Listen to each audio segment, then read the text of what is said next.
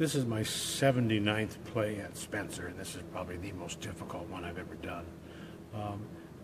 For a variety of reasons.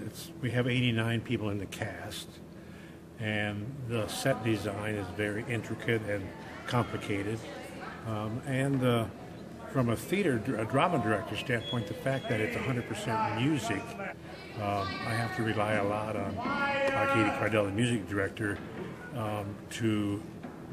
that's her responsibility to do that sort of thing. So some of that stuff's out of my control. I have no control over it. Regular play, when lines are to be memorized, if they forget a line, they can call line, and then we change it or correct it. But here, the music just keeps going, and so there's no chance to stop.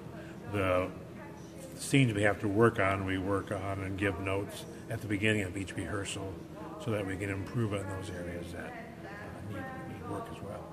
This show, the complications really come in the fact that it is more like an opera. You start from the beginning and it sings, essentially, or plays all the way through. There's no stopping for dialogue. There are a few stops for sound effects, and there are some shouted out lines over the music, but it just plays. It plays from front to back. And the challenge, in addition to that challenge, is the fact that there are so many strings in the original score for this, and we don't, one, have the room back here, or two, have the accessibility for that many strings, even if we did have the room. And so we are working with a program called Orchestra this year, and what it does is it provides a realistic synthesized sound that we have a student, Bailey Dickman, who follows me as the conductor so that it sounds like we have a full pit orchestra behind us. And so that has been beyond challenging. To have her sit right across from me and have to follow just on a piano to make sure all the taps and the tempos and everything are exactly what the students on stage want to sing with, and what us as an orchestra need to make it sound real. The very opening of the show, it'll be like, wow, we are on Broadway.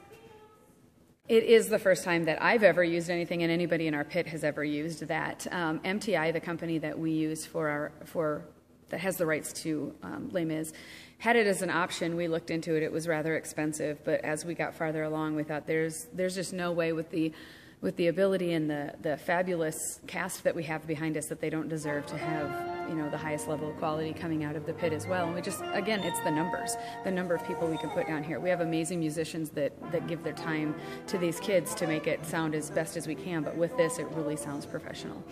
So yeah, the first time, and it's tricky. We've had to, I call it drinking from a fire hose. It's just coming at us that fast, but we're getting there.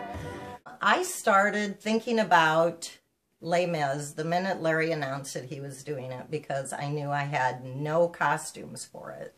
So I actually started sewing in August, and finally last week I have finished everything that I can finish on it. I would say there is probably close to maybe 400. The Cosette costume that I built, it's a Victorian costume. It has like a matching hat with it.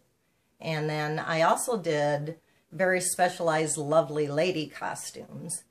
And instead of making them dark and dirty and dreary, I tried to brighten at least one of the scenes up in there. So, and this would be my lovely lady costume right here.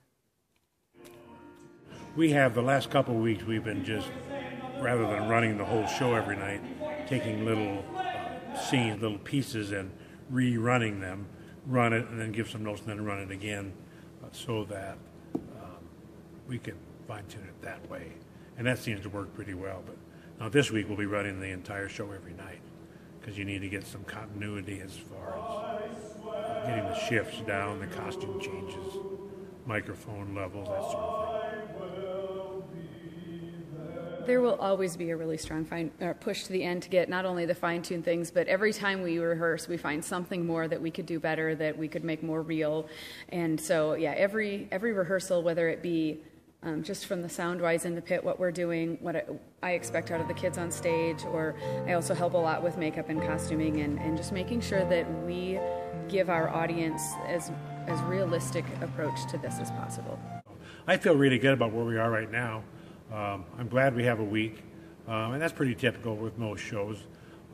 By the time the audiences get here on Friday, the cast will be ready. There's a lot of them coming up. I was so glad to see this freshman class come into the high school because, as you're well aware, we're graduating a very strong senior class this year. But this freshman class coming in kind of reminds me of that class, the senior class when they were freshmen. And I'm sure there's a number of performances, actually the whole show, the audiences will come away saying, I can't believe these are high school kids, because it's always amazing what you can do with high school students if you demand it of them. It starts from the selection of the show, the high quality of the show itself, and then what you demand of them in the 8 or 9 week rehearsal process. I'm sure audiences will be amazed. Extra